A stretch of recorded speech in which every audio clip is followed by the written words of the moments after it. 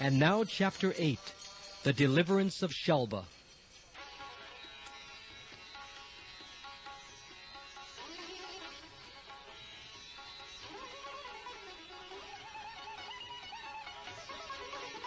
After talking with his charioteer, the son of Daruk, Pradyumna could understand the real circumstances. Therefore, he refreshed himself by washing his mouth and hands, and after arming himself properly with bows and arrows, he asked his charioteer to take him near the place where Salva's commander-in-chief was standing. During the short absence of Pradyumna from the battlefield, Dyuman, Salva's commander-in-chief, had been taking over the position of the soldiers of the Yadu dynasty. Appearing on the battlefield, Pradyumna immediately stopped him and struck him with 8 arrows. With 4 arrows, he killed Dyuman's 4 horses, and with 1 arrow, his chariot driver. With another arrow, he cut his bow in 2. With another, he cut his flag to pieces, and with the last, he severed his head from his body.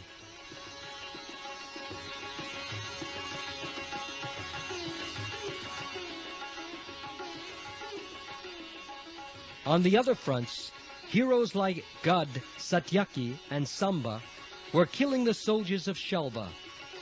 The soldiers staying with Salva in the airplane were also killed in the fighting, and they fell into the ocean. Each party began to strike the opposite party very severely in a fierce, dangerous battle that continued for 27 days without stopping. While the fight was going on in the city of Dvarka, Krishna was staying at Indraprastha with the Pandavas and King Yudhishthir. The fighting with Salva took place after the Rajasuya Yajna had been performed by King Yudhishthir, and after the killing of Shishupal. When Lord Krishna understood that there was great danger in the city of Dvarka, he took permission from the elderly members of the Pandava family, especially from his aunt Kunti Devi, and started immediately for Dvarka.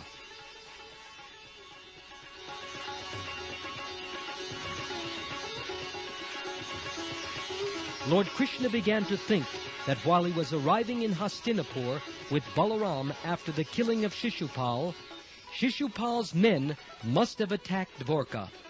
On reaching Dvarka, Lord Krishna saw that the whole city was greatly endangered.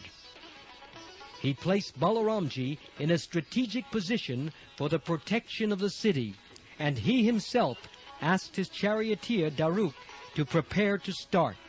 He said, "Daruk, please immediately take me to where Salva is staying. You may know that this Salva is a very powerful, mysterious man.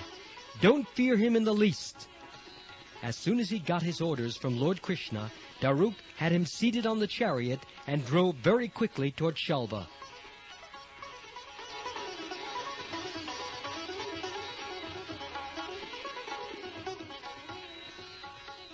The chariot of Lord Krishna was marked with the flag bearing the insignia of Garuda, and as soon as the soldiers and warriors of the Yadu dynasty saw the flag, they could understand that Lord Krishna was on the battlefield. By this time, almost all the soldiers of Salva had been killed, but when Salva saw that Lord Krishna had come to the battlefield, he released a great, powerful weapon, which flew through the sky with a roaring sound like a great meteor. It was so bright that the whole sky lit up by its presence. But as soon as Lord Krishna appeared, he tore the great weapon into hundreds and thousands of pieces by releasing his own arrow. Lord Krishna struck Salva with 16 arrows, and with showers of arrows he overpowered the airplane, just as the sun in a clear sky overpowers the whole sky by an unlimited number of molecules of sunshine. Salva struck a severe blow to Krishna's left side, where the Lord carried his bow, Shanga, and as a result, the Shanga bow fell from Lord Krishna's hand. This dropping of the bow was indeed wonderful. Great personalities and demigods who are observing the fighting between Salva and Krishna were most perturbed by this, and they exclaimed, "Alas! Alas!"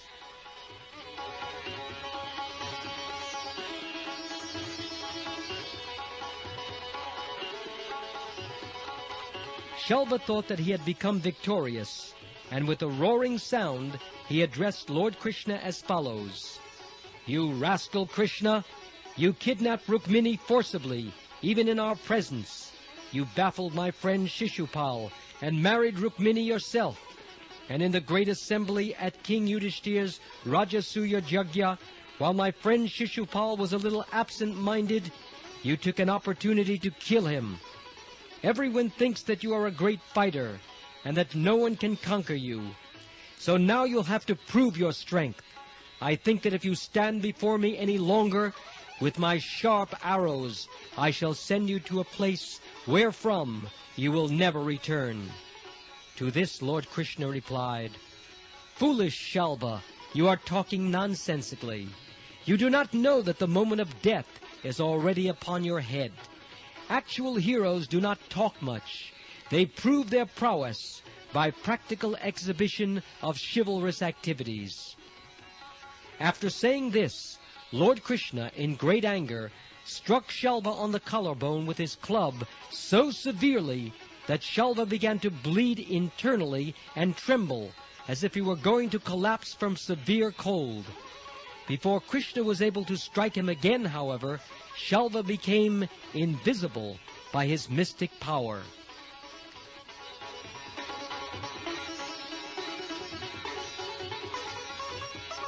Within a few moments, a mysterious unknown man came before Lord Krishna.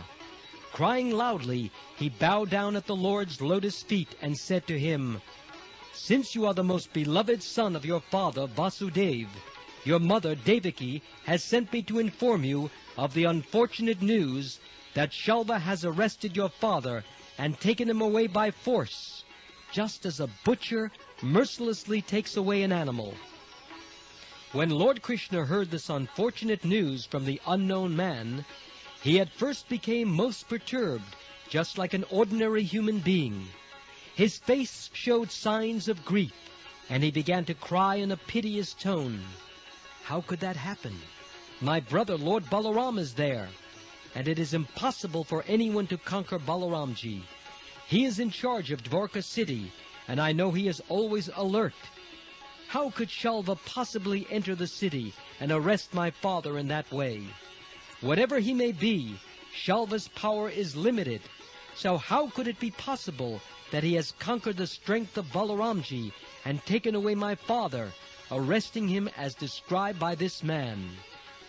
Alas, destiny is, after all, very powerful."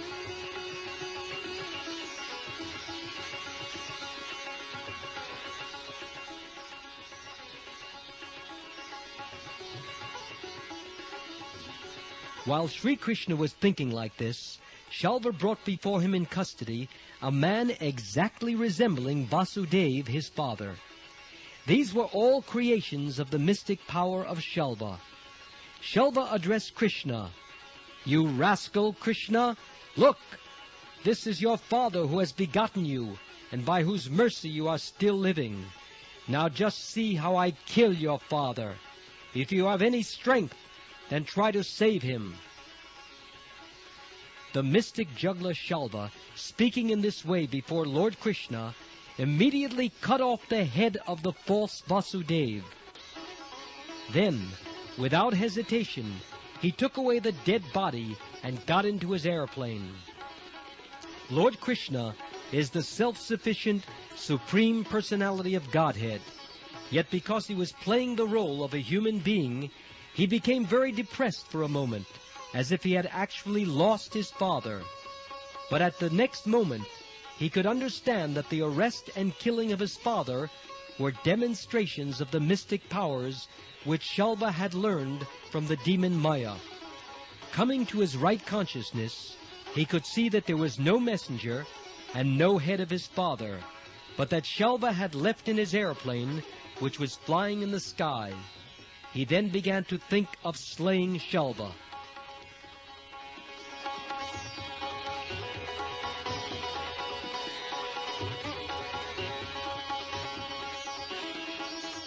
Krishna's reaction is a controversial point among great authorities and saintly persons.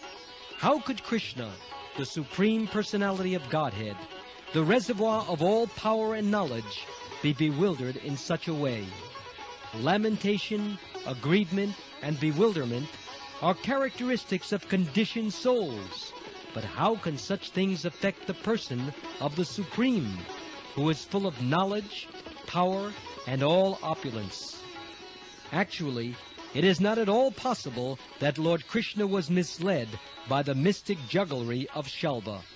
He was displaying his pastime in playing the role of a human being.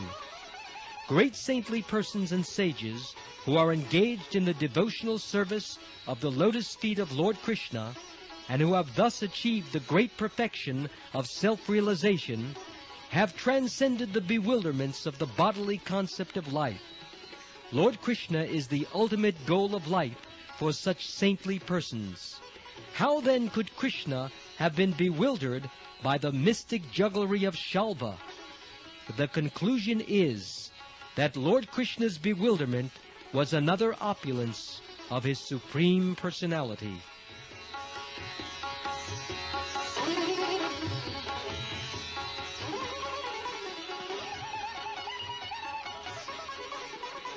When Salva thought that Krishna had been bewildered by his mystic representations, he became encouraged and began to attack the Lord with greater strength and energy by showering volleys of arrows upon him. But the enthusiasm of Salva can be compared to the speedy march of flies into a fire. Lord Krishna, by hurling his arrows with unfathomable strength, injured Salva, whose armor, bow, and jeweled helmet all scattered in pieces. With a crashing blow from Krishna's club, Salva's wonderful airplane burst into pieces and fell into the sea. Salva was very careful, and instead of crashing with the airplane, he managed to jump onto the land. He again rushed towards Lord Krishna. When Salva ran swiftly to attack Krishna with his club, Lord Krishna cut off his hand, which fell to the ground with the club. Finally, deciding to kill him, the Lord took up his wonderful disc, which shone like the brilliant sun at the time of the dissolution of the material creation. When Lord Sri Krishna stood up with his disc to kill Salva, he appeared just like the red sun rising over a mountain. Lord Krishna then cut off Salva's head, and the head, with its earrings and helmet, fell to the ground. Salva was thus killed in the same way as Vritrasura was killed by Indra, the king of heaven.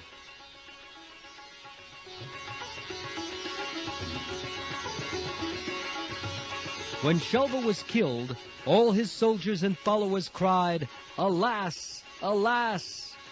While Salva's men were thus crying, the demigods from the heavenly planets showered flowers on Krishna and announced the victory by beating drums and blowing bugles. At this very moment, other friends of Shishupal, such as Dantavakra, appeared on the scene to fight with Krishna, to avenge the death of Shishupal. When Dantavakra appeared before Lord Krishna, he was extremely angry. Thus ends the Bhaktivedanta purport of the 3rd volume, 8th chapter of Krishna, the Deliverance of Salva.